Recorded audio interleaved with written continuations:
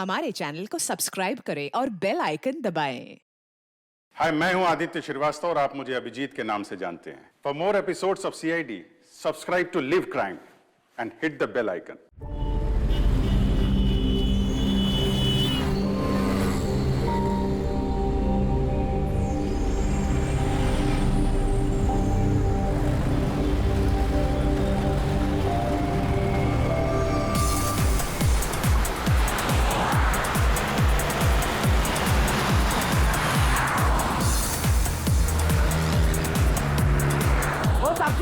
साक्षी ये लो ना।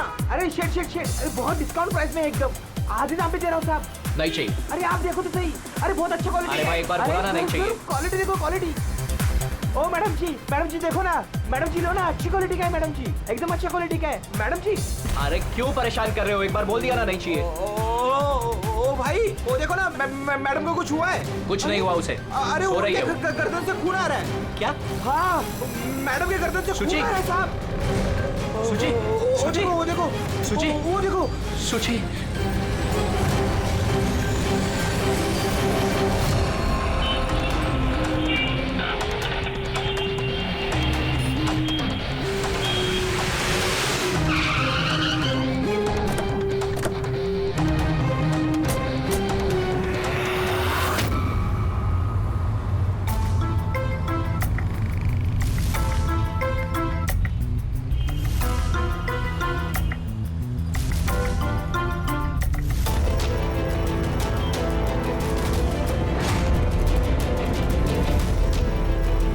काफी खून बह चुका है, लगता है गोली काफी देर पहले चली थी।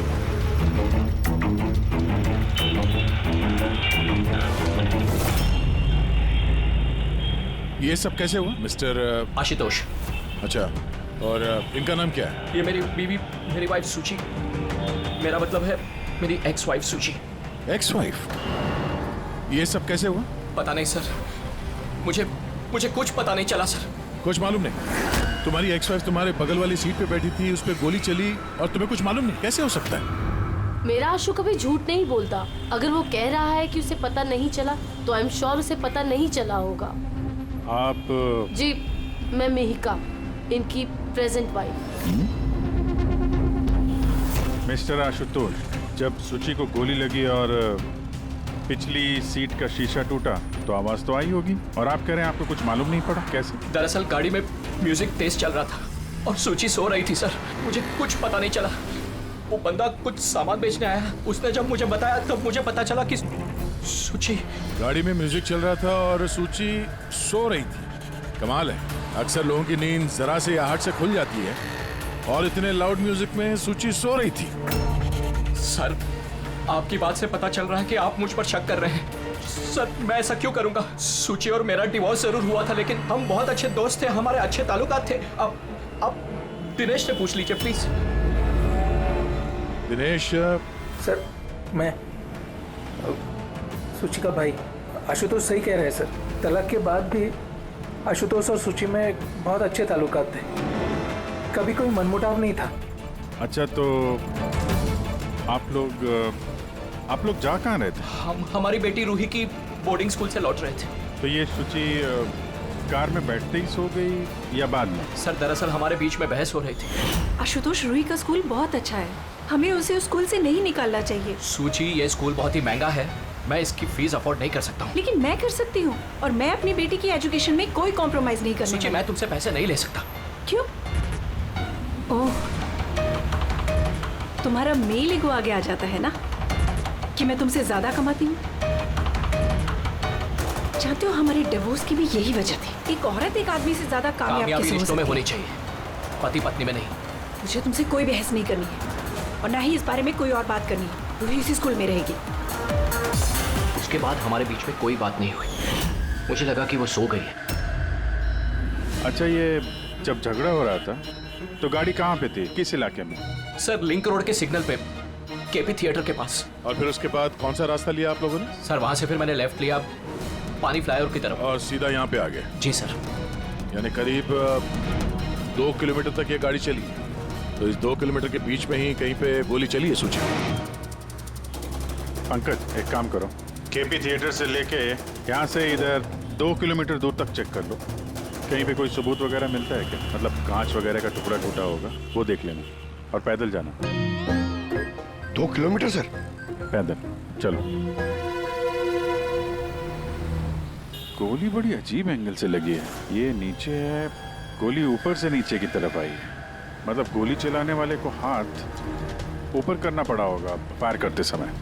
खुली सड़क पे किसी ने गोली मारी है और किसी ने देखा नहीं। हो सकता है खूनी थोड़ा दूर हो, फिर भी मुश्किल है निशाना लगाना ये चलती गाड़ी पे, और वो भी तब जब खूनी किसी गाड़ी पे हो या बाइक पे।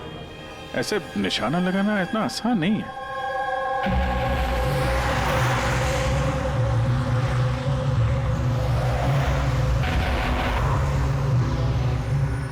रास्ते में कहीं पे गाड़ी रोकी थी तुमने? सिग्नल पे रोकी थी सर, बस और कहीं नहीं। अगर सिग्नल पे किसी ने गोली चलाई हो या फिर कहीं और से भी गोली चलाई हो तो वो निशाना लगाने के लिए वक्त तो लगेगा। तो किसी ने गोली मारते हुए किसी को देखा कैसे नहीं? हेलो, हाँ सर, ठीक है सर, हम लोग पहुंच रहे हैं। क्या हुआ? एसीपी साहब का फोन था, एक और लाश मिली है कामरे ब्रिज के नीचे।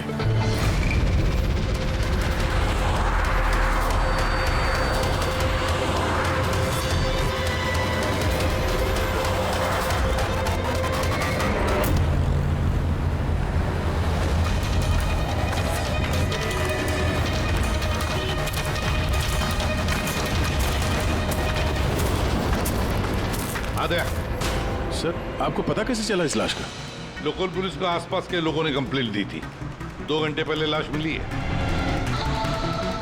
सिर के पीछे घाव है और पीठ पर भी गोली का निशान।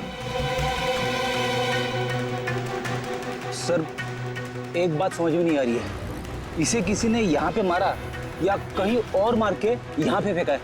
देखते हैं फ्रेडी। सर, रोड पर एक लवारिस बाइक भी मिली, मुझे लगता है इसी आदमी की वो बाइक।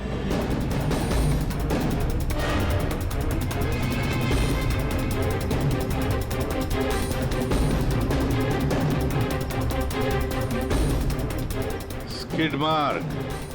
सर, ऐसा लगता है ये आदमी बाइक पे जा रहा होगा, किसी ने पीछे से गोली मार दी, डिसबैलेंस हो गया, गाड़ी बाइक स्किड होके किसी चीज से यहाँ पे टकराई होगी और उसकी बॉडी यहाँ नीचे गिर गई। सर पे चोट उसी वक्त लग गया होगा।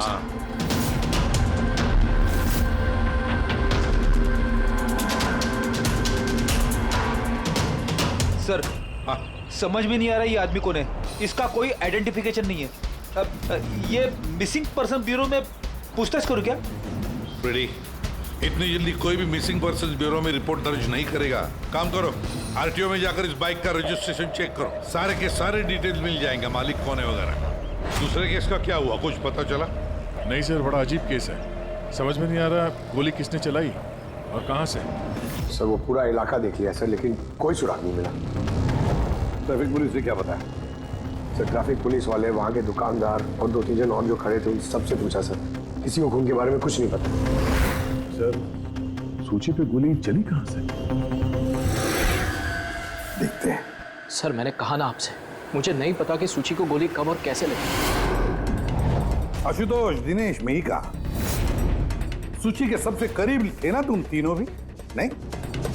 तो फिर अब बताओ, सूची की मौत से तुम तीनों में से किसका फायदा होने वाला था?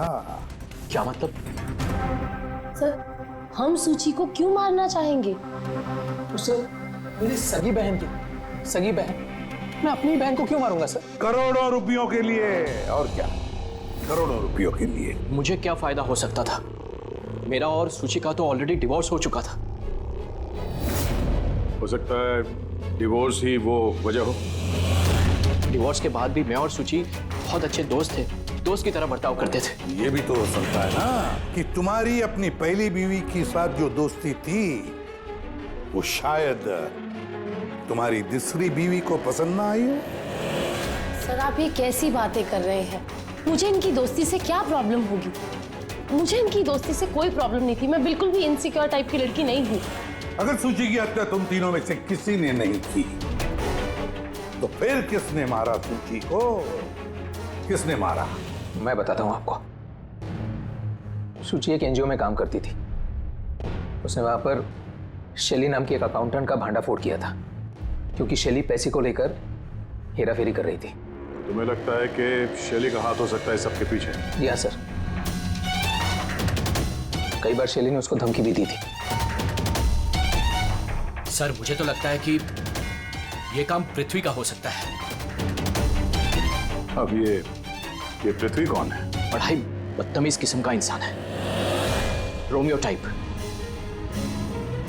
सूची ने पुलिस में कंप्लेन भी की थी उसके खिलाफ। कुछ दिन के लिए जेल भी गया था। ठीक है, तुम तीनों जा सकते हो। Thank you sir. Thank you sir.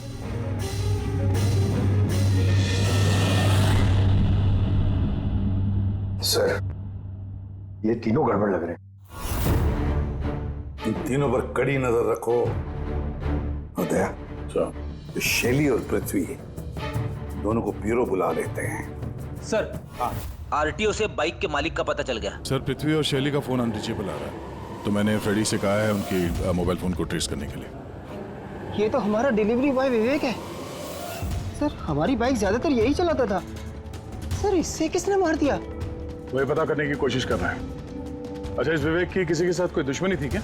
नहीं सर, ये तो बहुत ही सीधा साधा शरीफ लड़का था। कब से काम कर रहा था वो यहाँ पे? पिछले 1 महीने से राजस्थान से आया था। सर, बहुत मेहनती था। सर, ये तो यहाँ शहर में किसी को जानता भी नहीं था। ये कहाँ जा रहा था डिलीवरी करने? कहीं नहीं सर। सर, छुट्टी थी आज उसकी, इसलिए मेरी बाइक लेकर घूमने के लिए गया था। अच्छा, उसका घर का एड्रेस दे सकते हैं जरा? सर, उसका घर का एड्रेस नहीं है, वो यहीं शॉप में सोता था। उसका सामान वगैरह कुछ? सर, ये उसका एक बक्सा है। ये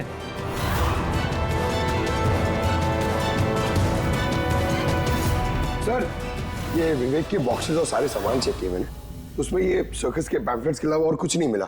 या तो उसे सर्कस बहुत ही ज्यादा पसंद होगा, या फिर अपने फ्री टाइम में ये पैम्फलेट बना के वो पैसे कमाता होगा। एक ऐसा मर्डर जिसमें सस्पेक्ट ही नहीं है। आखिर से विवेक जैसे गरीब आदमी को मार के किसी को क्या फायदा हो सकता है? वही तो फिर ये सूची का दूसरा मर्डर, जिसमें कई लोगों पर हमें शक है। उनमें से कोई भी गाड़ी के पास जाकर के गोली चला सकता था सूची पर। नहीं बस, आई एम सॉरी बट मैं तुम्हारी बात से सहमत नहीं हूँ। कौन सी बात से? यही कि किसी ने इसे पास से गोली मारी। क्या मतलब? मतलब ये यार, ये तो राइफल की गोली है। हाँ सर, और ये गोली सूची के गले पर यहाँ इस तरह फंसी हुई थी। गोली राइफल से चली है तो काफी दूर से चली होगी। हाँ बिल्कुल, दूर से भी और बस ऊंचाई से भी। हाँ मैं बताता हूँ।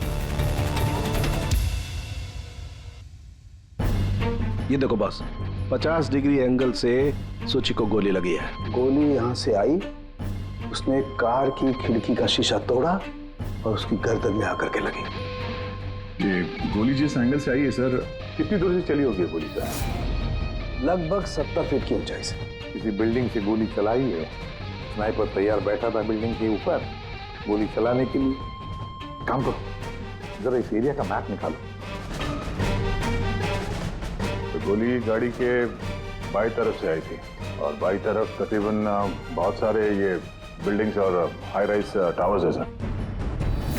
तो जिस जगह पे उन दोनों का झगड़ा हुआ, वहां से लेके सूची की लाश जहां पे मिली, उसके बीच में तकरीबन 15 से 20 टावर्स है। इन्हीं में से किसी एक बिल्डिंग से गोली चली होगी।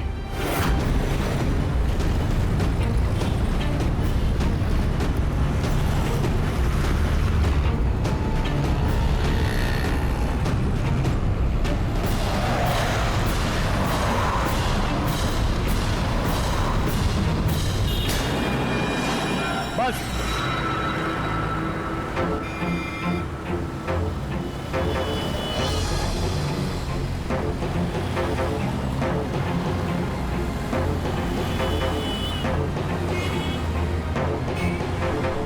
ये अभिजीत सर के हाथ में क्या? मार्क है फ्रेडी, ठीक उसी हाइट पे जिस हाइट पे सूची पे गोली लगी थी। और मेरे हाथ में ये डिजिटल डिस्टेंस रीडर है। इससे ये लेजर लाइट उस मार्क पे अगर ठीक जाता है तो इसका मतलब है कि गोली यहाँ इसी बिल्डिंग से चली है। थोड़ा कॉम्प्लिकेटेड है। ठीक है, ये अभी करके देखते हैं। हाँ दया, मैं तैयार हूँ। ओके। अभिजीत थोड़ा राइट में आना, राइट में। हाँ हल्का,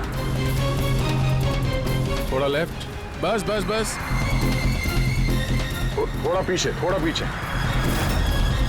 ये देखा, ये लेजर ठीक उस मार्क पे हिट नहीं कर रहा, लग नहीं रहा है वहां पे। गोली यहाँ से नहीं चली सर। एग्जैक्टली। अरे ये स्नाइपर के पास ज्यादा वक्त थोड़ी ना होगा निशाना इधर उधर करने के लिए, जब उसने शुचि पे गोली चलाई। एक काम करते हैं, किसी और बिल्डिंग में देखते हैं। ठीक है, चलो।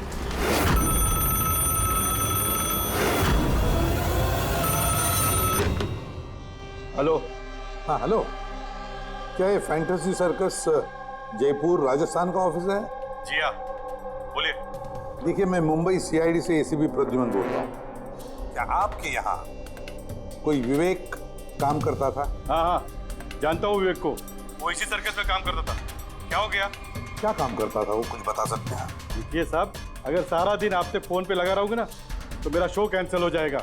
मैं आपकी बात अपने मालिक को बोलता हूँ, वो आपको कॉल करेंगे, समझे? हेलो।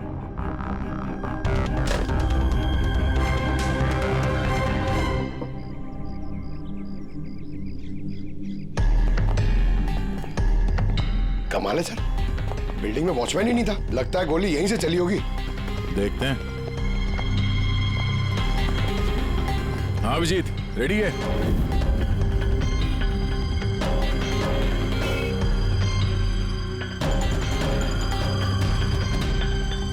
नहीं अभिजीत, यहां से निशाना कुछ ठीक से लग नहीं रहा। थोड़ा राइट में आना, राइट में, और थोड़ा।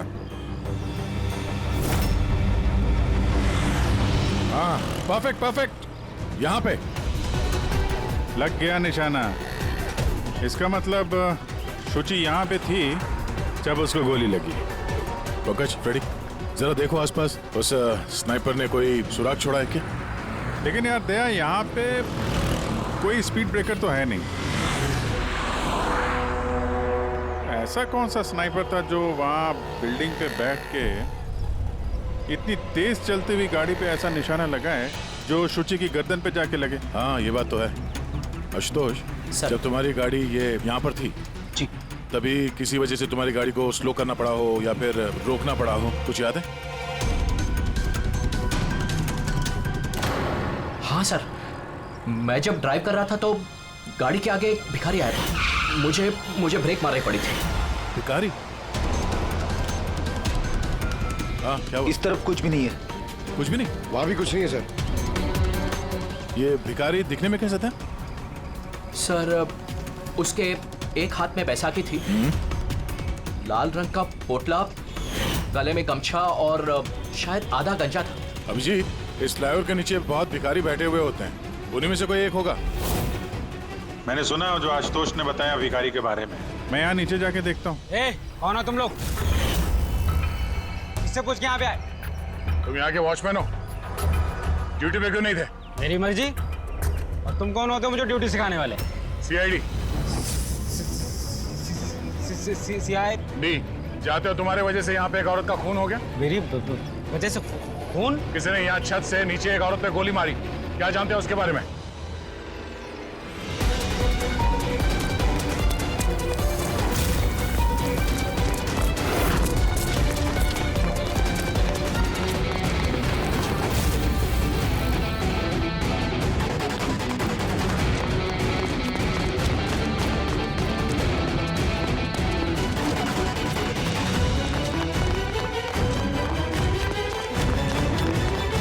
रुक जा।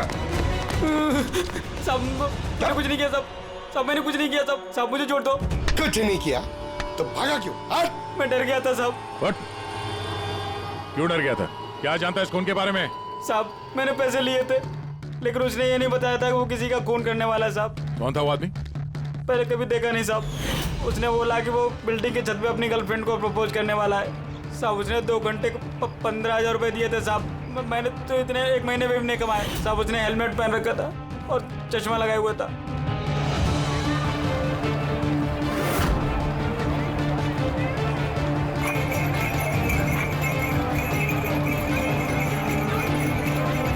अरे सुनो भाई, ओ भाई साहब, ये एक ऐसे आदमी को देखा है जो लाल गमछा बांधता है, अरे लाल रंग की पोटली रखता है और बैसाखी से चलता है। क्या? अरे सुनो भाई यार, एक आदमी को देखा है तुमने जो लाल रंग का गमछा बांधता है, पोटली है उसके पास लाल रंग की, बैसाखी से चलता है? नहीं देखा?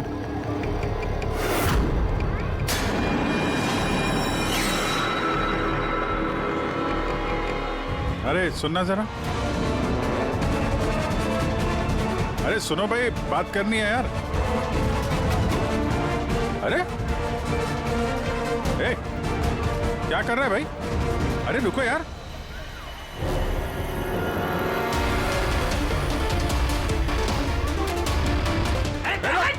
अरे मेरे कुछ नहीं किया है। अरे मैं भिखारी हूँ, मेरे पास पैसे कुछ भी नहीं है। अरे कौन हो? छोड़ दो मुझे। अपाहिज होने का नाटक कर रहा है। तुझे मालूम है बिना पैर के आदमी कैसे जीता है? अरे कौन हो तुम? क्या चाहते हो? मेरे पास पैसे नहीं मैं रास्ते का भिखारी नहीं बन के जीता। तो जानबूझ के उस लाल वाली गाड़ी के नीचे गिरा था ना?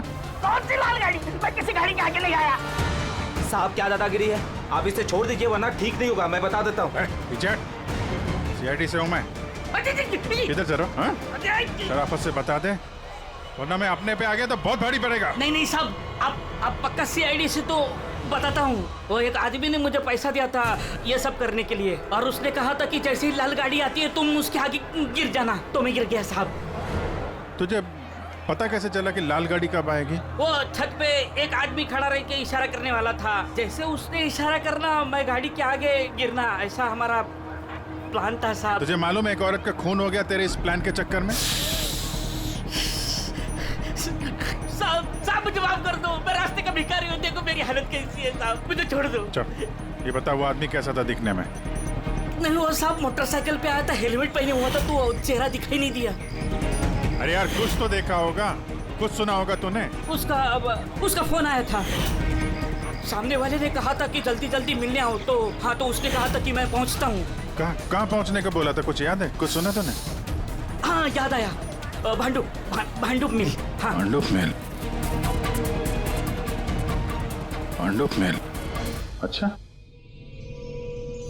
ठीक है वापस आ जाओ, मैं सर को इन्फॉर्म करता हूँ। Okay sir. हाँ, अभिजीत भांडुप मिल से वापस आ रहा है। उसका कहना है कि मिल एकदम सुनसान पड़ा है, कोई सुराग हाथ नहीं लगा उसके। खूनी तो वहीं पे भाग कर गया होगा, हो सकता है अभिजीत पहुंचने से पहले वहां से गायब हो गया। पंकज। हाँ सर। पंकज एक काम करो, जिस वक्त सूची को गोली लगी थी उस वक्त उस एरिया में कितने मोबाइल फोन एक्टिव थे पता लगाओ। स्नाइपर का फोन उसी में से एक हो सकता है। चल। हाँ पंकज ये भी देखना कि उनमें से कितने लोग भांडुप मिल गए थे। सर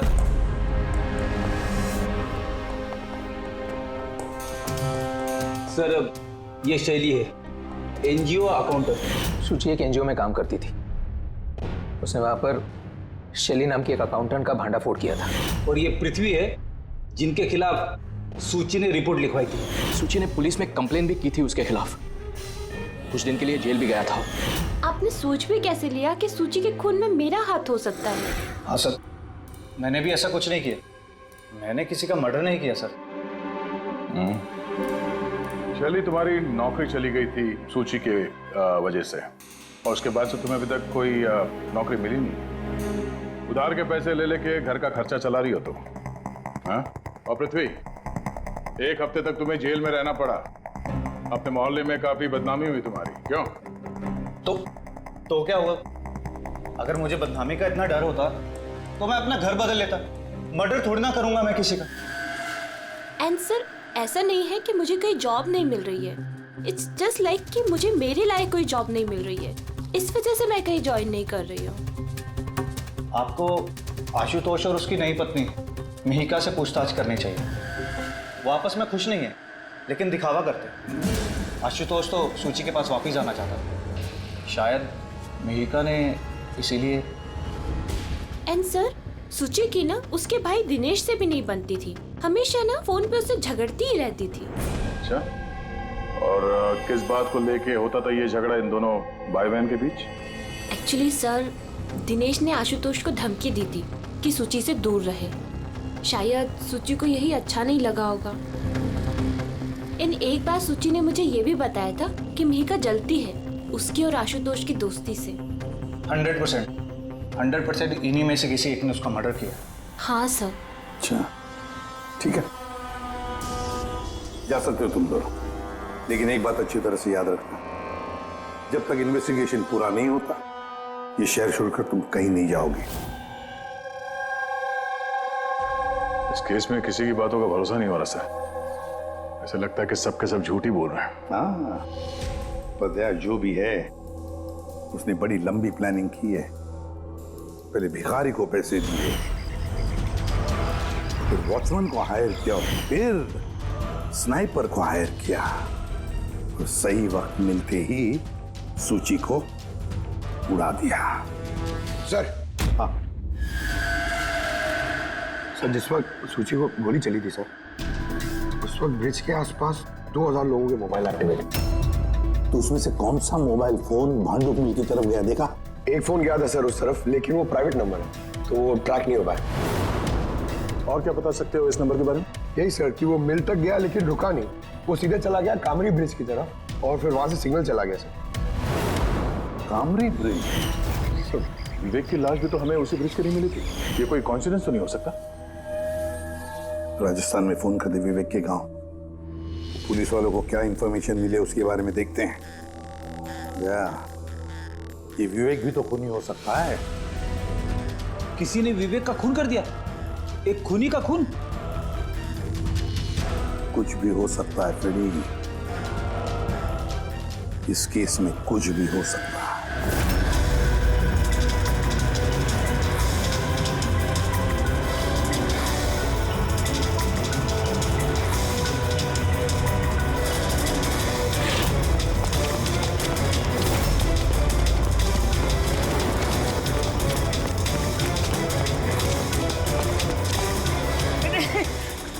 अबे बार बार भागता क्यों है? हैं? अरे हाँ, बार बार मेरे पीछे पड़ते हो, क्यों पड़ते हो मेरे पीछे? बात करनी है तेरे से। मुझे नहीं बात करनी है। जो बहुत हुआ साहब, आप हम लोगों को इस तरह परेशान नहीं कर सकते। कोई परेशान नहीं कर रहा, हम अपना काम कर रहे हैं, जाओ। हमको कुछ नहीं सुनना है, जाइए यहाँ से। अरे एक आदमी का खून हो गया, समझ में नहीं आता। हाँ तो क्या हम लोगों ने खून किया है? हाँ, हम लोग गरीब लोग हैं, भीख मांग के खाते हैं, तो उसका मतलब हम पे इल्जाम डाल देंगे आप लोग? हाँ देखो ना।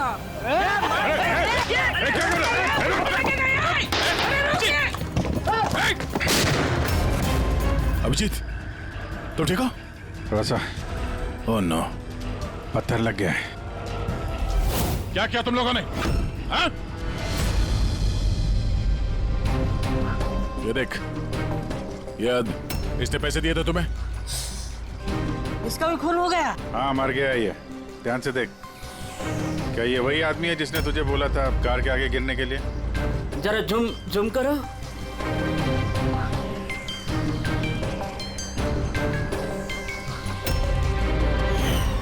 ऐसी घड़ी उसने भी पहनी थी। शायद जिसने पैसे दिए होंगे इस आदमी को, उसी ने सबूत मिटाने के लिए इसे भी मार दिया। हाँ पंकज। हाँ अच्छा, ओह ठीक है ठीक है, okay okay thank you. Pankaj का फोन था, बता रहा था कि विवेक राजस्थान में किसी सर्कस में काम कर रहा था, निशानेबाज था। 1 महीने पहले उसने सर्कस की नौकरी छोड़ दी। कह रहा था कि मुंबई में कोई अच्छी नौकरी लगी है उसे, और हाँ जाते जाते वहां से वो राइफल वो भी चुरा के ले गया। राइफल चुरा के आया था? सुची की सुपारी लेकर आया होगा यहाँ पे, और ये दुकान पे इसलिए काम कर रहा था ताकि किसी को शक ना हो। हाँ, और इस पूरे जुर्म का जो मास्टरमाइंड है वो राजस्थान तो गया होगा इस विवेक को सुपारी देने के लिए। है कौन ये मास्टरमाइंड जो आंखों के सामने रहकर भी नजर नहीं आ रहा है?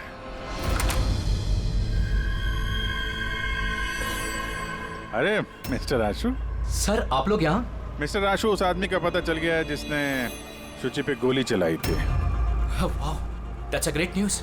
आपने पकड़ लिया उसे? विवेक नाम है उसका। आप लोग किसी विवेक को जानते हो?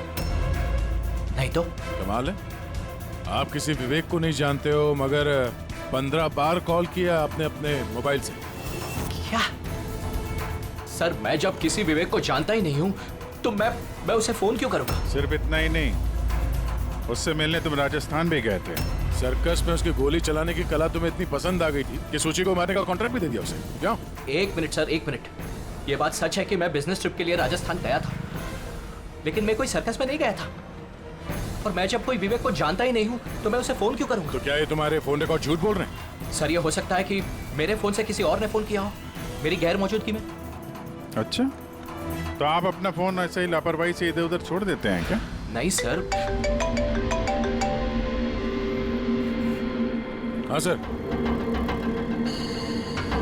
अच्छा ठीक है sir, okay sir, okay. Doctor Salunkhe का फोन था, हमें फॉरेंसिक लैब में बुलाया आशुतोष को लेके। बस सूची यहाँ बैठी हुई थी इस सीट पे, और ये इस सीट का हिस्सा है जो पीछे की तरफ, और ये है वो लीवर जिससे सीट आगे पीछे होती है, और इस लीवर को जाम कर दिया गया है। देखो लीवर को जाम कर दिया गया है। हाँ यार, बस यही सुना क्या सर? इसके लिए आपने हमको वहां से बुलाया? पंकज क्या तेरी पूरी बात सुनो ना। सुराग ये नहीं है कि ये लीवर अटका हुआ है, सुराग ये है कि इसे जानबूझकर पीछे अटकाया गया है। और सर सीट जानबूझ के कोई खराब क्यों करेगा? यही तो हम लोग भी सोच रहे थे। आशुतोष, ये तुम्हारी इस गाड़ी की सीट कब से ऐसी है, कब से पीछे अटकी पड़ी है? सर परसों रात तक तो ठीक थी, लेकिन कल सुबह जब निकला तो रिक्लाइन काम नहीं कर रहा था। मेरे पास ठीक कराने का वक्त नहीं था, इसलिए ऐसे ही निकल पड़ा। सालुंकी साहब, सीट खराब होने का इस केस से क्या लेना देना? लेना देना है पहले, और लेना देना यह है कि खूनी चाहता था कि सीट पीछे अटकी रहे ताकि सूची की पोजीशन ऐसे रहे पीछे की तरफ। सर अगर वो आगे बैठती या पीछे बैठती तो उससे खूनी को क्या फर्क पड़ता? खूनी तो गोली चलाने वाला था ना। यार पंकज, तुम एक काम करो, यहाँ ड्राइविंग सीट पे बैठ। सारिका तुम सूची की जगह। हाँ। अब मान लो कि मैं सूची हूँ, तो जब मैं इस सीट पे बैठी थी तब मेरा सर ऐसे था। बस सूची का सर यहाँ होने का फायदा खूनी को तब मिलता जब उसका एम सूची नहीं ड्राइविंग सीट पर बैठा हुआ आदमी होता, मतलब आशुतोष होता। लेकिन आशुतोष को किसी भी वजह से बहुत जबरदस्त ब्रेक लगाना पड़ा। ब्रेक की वजह से झटका लगा और झटके में सूची आगे आई और बॉस गोली आशुतोष को लगने की बजाय सूची को लग गई। सर इसका मतलब आशुतोष खूनी नहीं है, बल्कि कोई उसका खून करना चाहता है।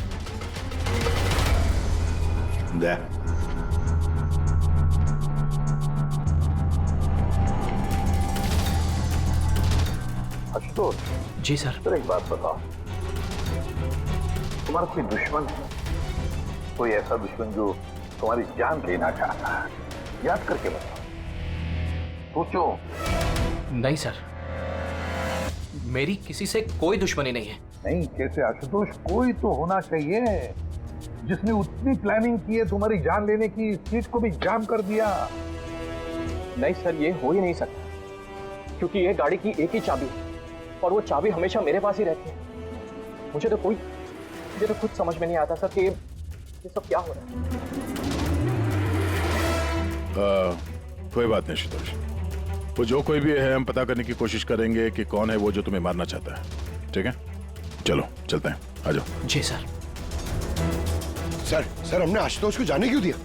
अगर खूनी ने फिर से हमला कर दिया तो?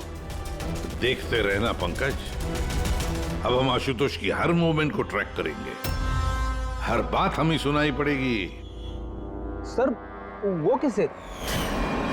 दया ने ट्रांसमीटर बग जो लगाया है।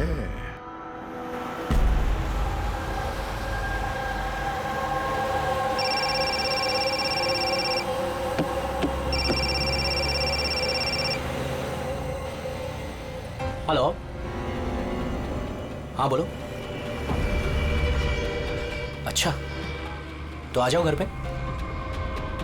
वहां पर वो जगह तो बंद है ना?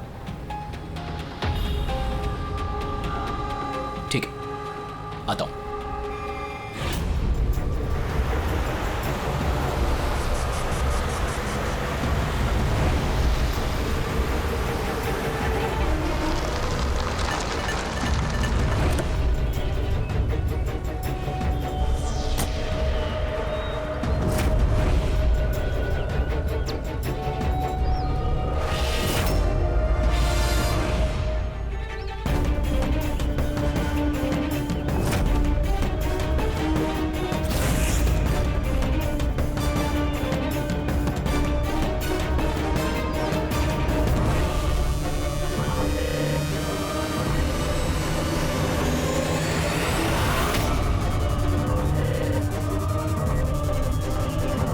क्या कर रहे हो? गन? माय गॉड, गोलियों की आवाज है। जल्दी चलो, कहीं और एक खून न हो जाए। सब बस पहुंच ही रहे हैं हम लोग। सर, हाँ, हमारा ये वाला जो सस्पेक्ट है सर, अभी अभी खबर आई कि ये भी राजस्थान गया था आशुतोष का पीछा करते करते। ये तो आशुतोष के बिल्कुल करीब था।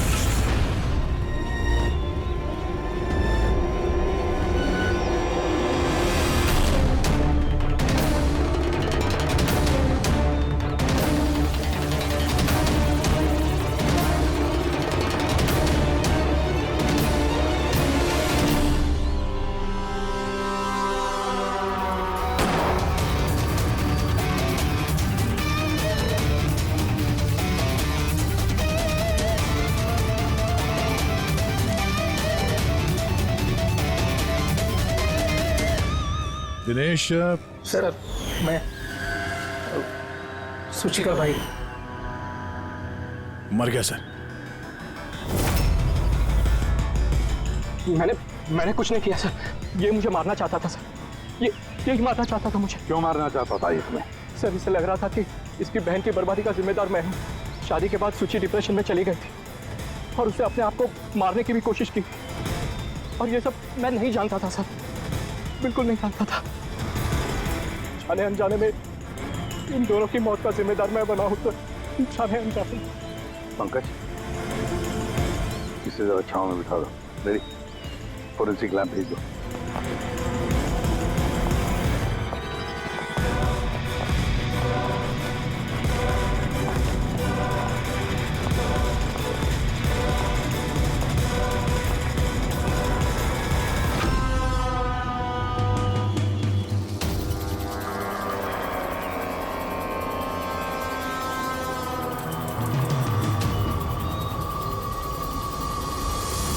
कहानी में नया ट्विस्ट। Ashutosh,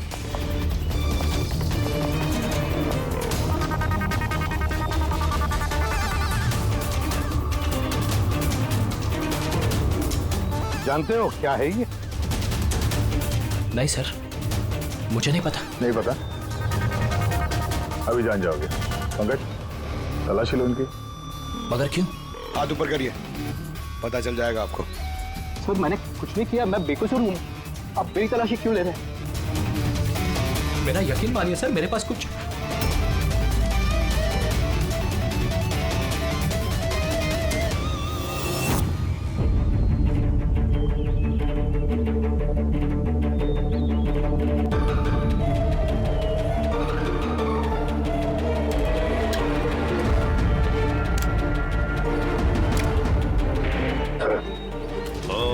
rubber bullets.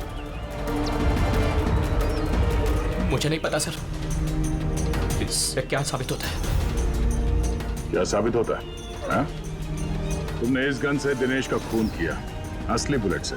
हा? तो फिर ये गन कैसे आई तुम्हारे पास? और वो नकली रबर बुलेट कैसे फायर हुआ और कब?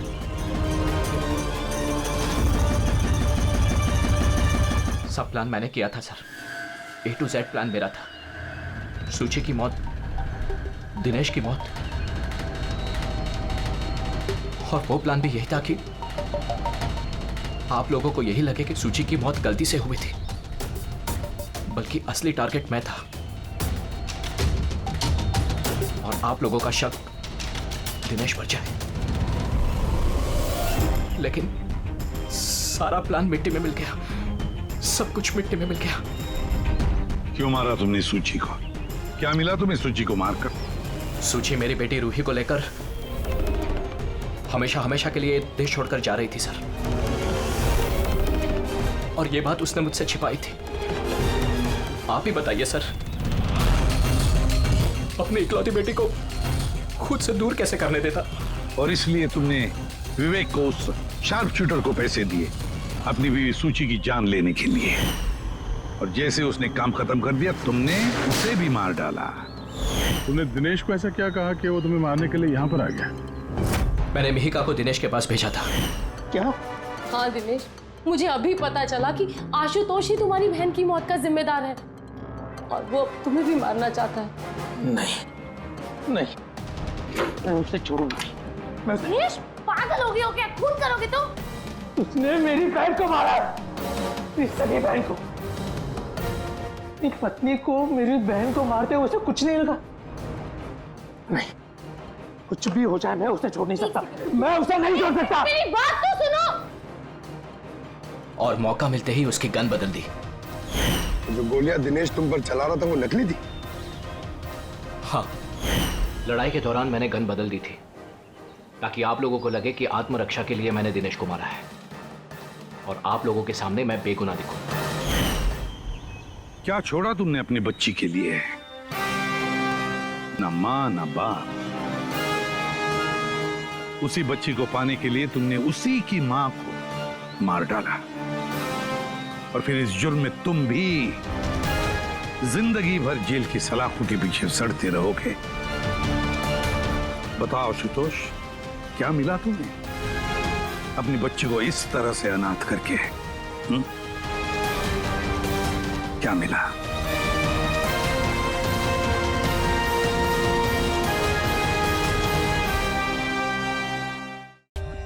For more updates, subscribe to our channel, click the show links and enjoy watching the videos.